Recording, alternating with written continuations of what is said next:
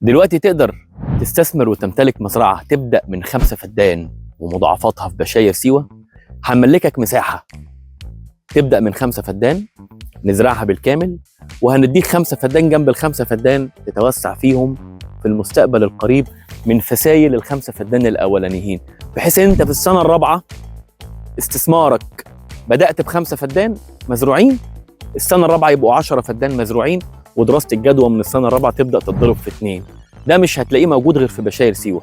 بشاير سيوة النهاردة تقدر تمتلك وانت في مكانك مزرعتك من النخيل المجدول، واحنا قاعدين هنا مكانك عشان نعمل لك ري واشراف وتسميد وعمالة واوبريشن بالكامل على مساحتك المحدودة بتكلفة أقل. ليه بتكلفة أقل؟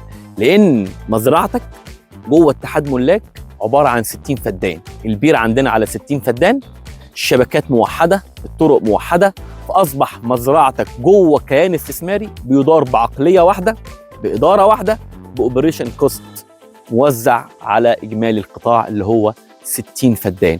سجل معانا دلوقتي في رسائل الصفحة، هنبعت لك دراسة الجدوى أو اعتبرنا مستشارك، قول لنا البادجت بتاعك، هنقول لك إيه أنسب الحلول الاستثمارية.